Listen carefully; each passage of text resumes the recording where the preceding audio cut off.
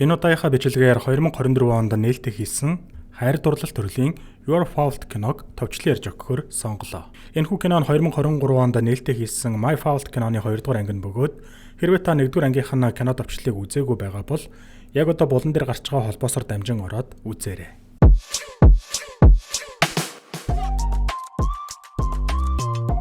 Танд санхүүгийн хэрэгцээ гарч асуудлаа шийдэх хялбар аргыг хайж байна уу?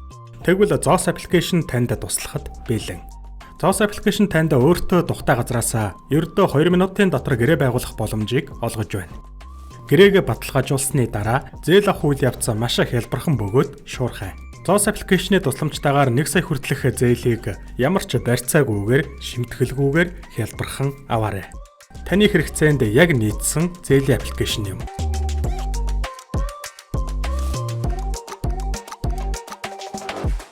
Төрс өдрийн үйлчлэгээрээ Ноа ээж Рафаэлагийн хамтаар ирсэн зочдыг угтаж байгаагаар кино эхэлдэг. Нэг бүсгүй Ноад Ник харагдахгүй байгаа талаар хэлснээр аав Уилл нь түүнийг Сан Францискод хуулийн фирмд дадлага хийж байгаа гэдгийг нь тайлбарлана. Дараа нь Ногийн найз Жена ирэн түүний өрөөнд нь орж ориглуун дарс задалдаг.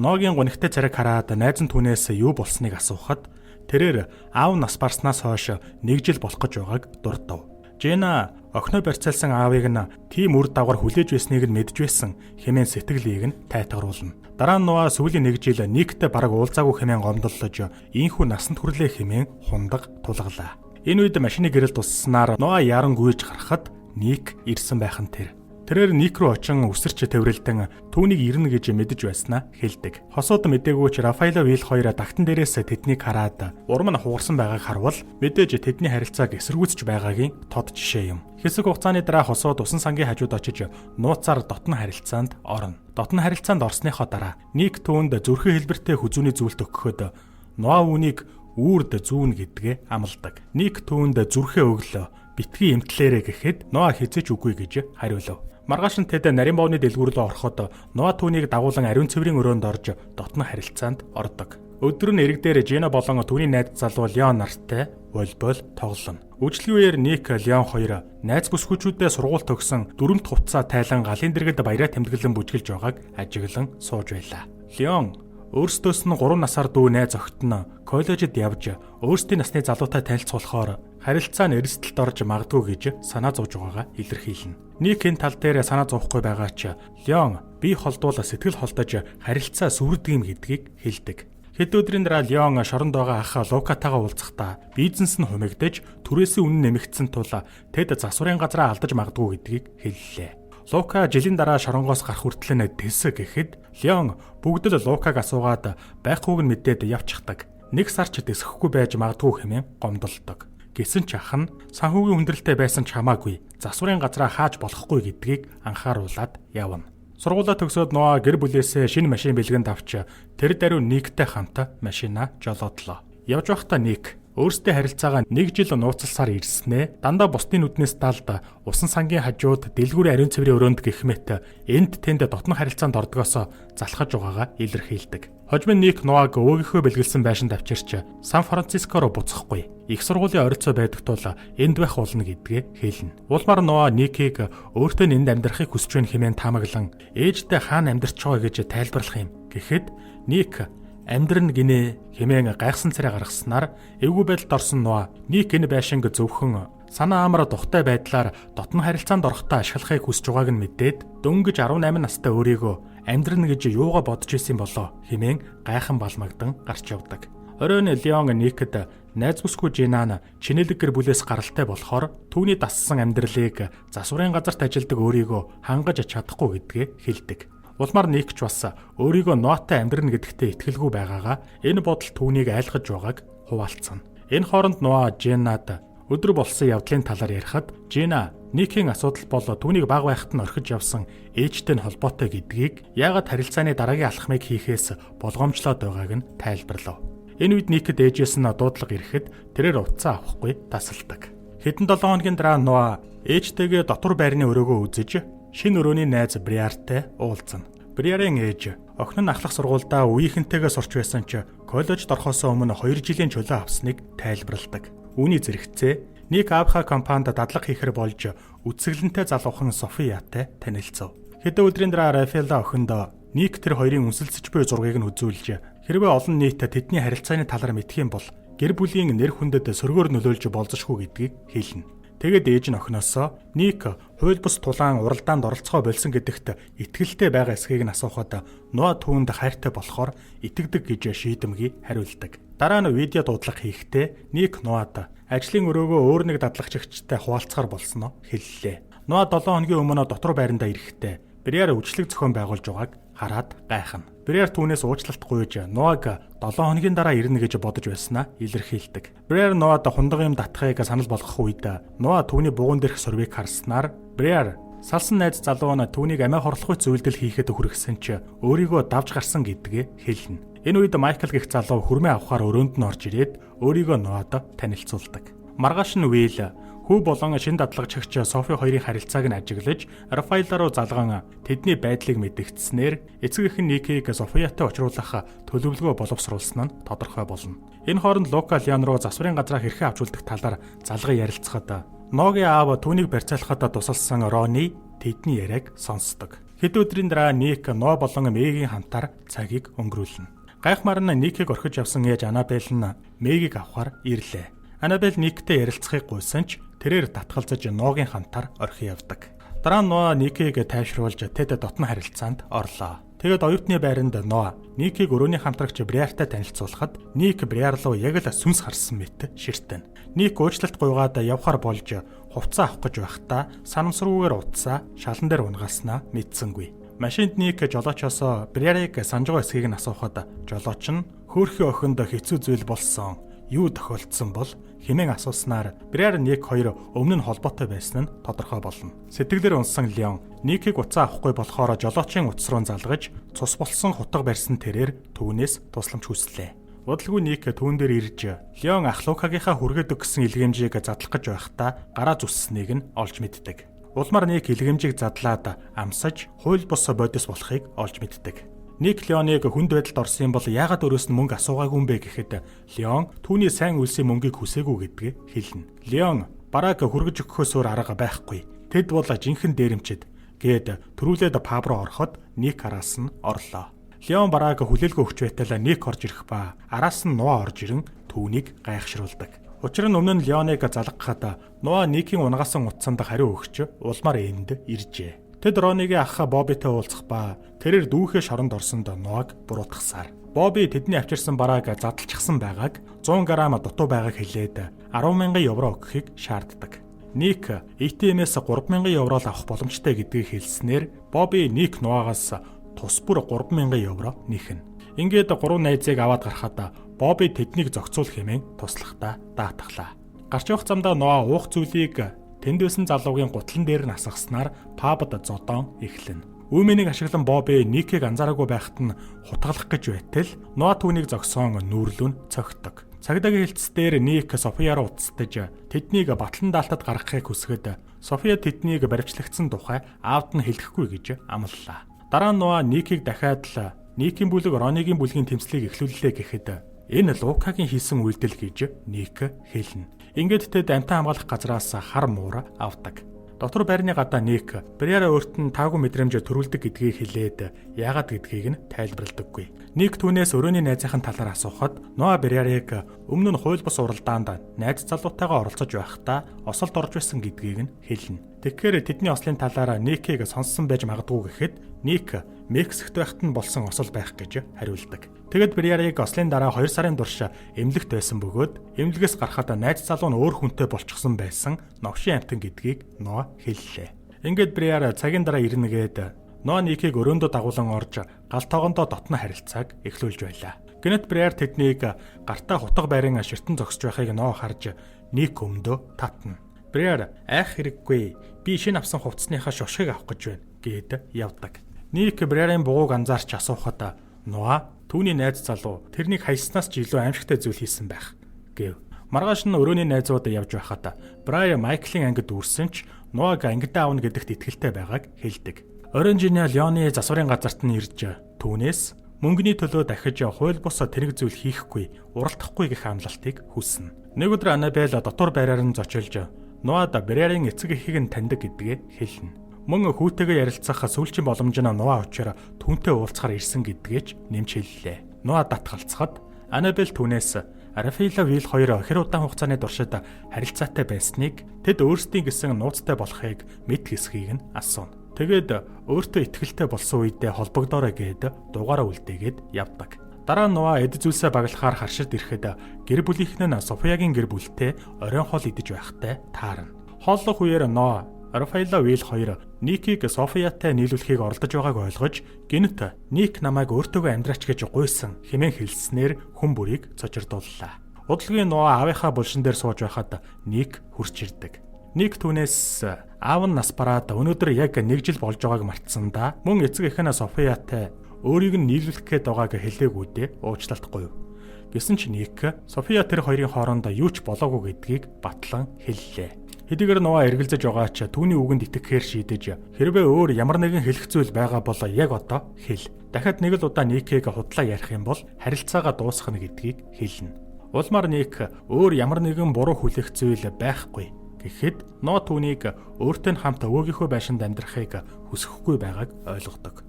Маргааш Ноа Анабелийг харшид оруулж гэртээ хинч байхгүй гэдгийг хэлв.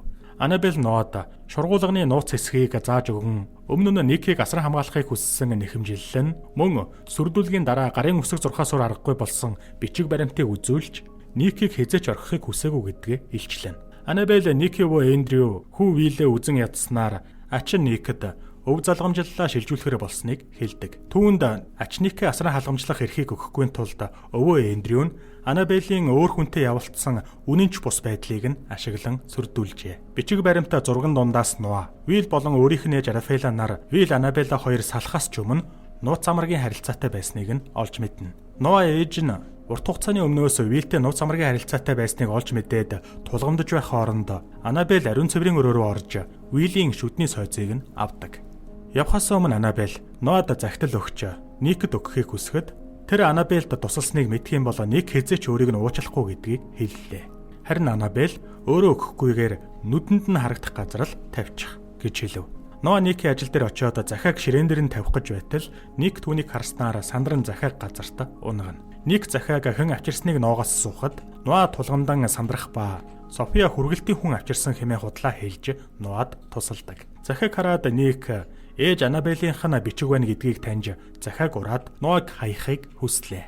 Оройн Ник Ноогоос Софиягийн гэр бүлтэй оройн хол эзэндээ уучлалт гуйхаар романтик болцоо зохион байгуулна. Бүжгэлж байхдаа Ник Ноад нэг шүүх хурлаас болж Лондон руу Софиятай хамт хэд хоногоор явах болсноо хэлж энэ хэрэг дээр ялах юм бол маш том боломж гарна гэдгийг дуулгадаг. Шөнө нь оронд байхдаа Ник өөрийг нь Лондон яваад ирэх хүртэл өвөөгийнх нь өгсөн энэ байранд байж байхыг хүсэхэд Ноа яагаад ч юм өнөө шөнө салах хэс гүйцэтгэж байгаа мэт мэдрэмж төрж байгааг хэлнэ. Ноа яагаад загтлыг урч хайсныг асуухад Ник үннийг мэдхийг хүсэхгүй байгаа тул өөрийнх нь шийдвэрийг хүндэтгэх ёстой гэж хариуллаа. Маргааш Ник София хоёр онгоцуудал дээр явж байхад араас нь зурагчин нууцаар зураг дарсаар. Энэ хооронд Рафаэла охин дээрээ ирж өмнө нь оройн хоолн дээр хэлсэн үг Никийн байранд амьдарч байгаа талаар нь зэмлэн ярилцдаг.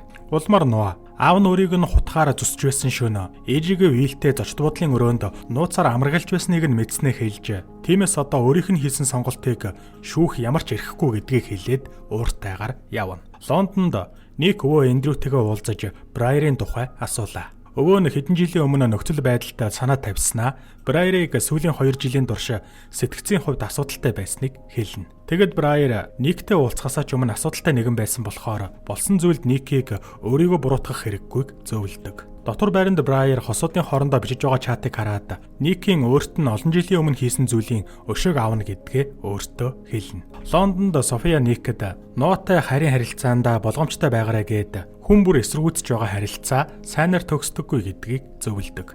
Энэ үед тэд хэрэг дээрээ ялт байгуулсан гэсэн мэдээгээ хүлээн авч Ник түүнийг тэврэн ориглон дарс хундаглаж ялалтаа тэмдэглэлээ. Энэ үйл явдлыг нууцлаг зурагчин зургийг нь цонхоор дарна. Ник байрандаа ирээд Ноа хүссэнийхэн дагуу байрандаа байхгүйг олж мэдээд түүн рүү залгасан ч тэрээр Майкл Брайер хоёртой хөзөр тоглоод утсаа авсангүй. Брайер толгойн эргэж согтож байгаагаа хэлээд унтахаар явсны дараа Майкл Ноаг үнсэх гэтэл тэрээр түүний үйлдэлээс илдгээр татгалзан хань болсонд талархснаа илэрхийлдэг. Хаалган дээр ирээд Майкл түүнийг дахин үнсэхийг оролдох үед үүнийг Ник харснаар хардаж Ноатай маргалдана. Сүүлийн үеийн хугацаанд тэд нэг нэгэндээ итгэхээ болсоор байгаа тул Ноа харилцаандаа хэсэг завсрал авах шаардлагатайг хэлв. Улмаар Ник Лондонд ажиллах санал авсан гэдгээ хэлээд шийдвэр гаргах 7 хоногийн хугацаа байгааг хэллээ. Нооч мөн эх 7 хоногт компанийн ойн баяртай тул ойн баярын үйл ажиллагаан дээр уулзаж цаашдын харилцаагаа яахыг шийдэх хэмээн тохиролцсон. Дараагийн хэдэн өдрүүдэд хосууд тус тусан амьдралыг өнгөрүүлж харилцаагаа яах талаар бодсоор офис дээр София Никийг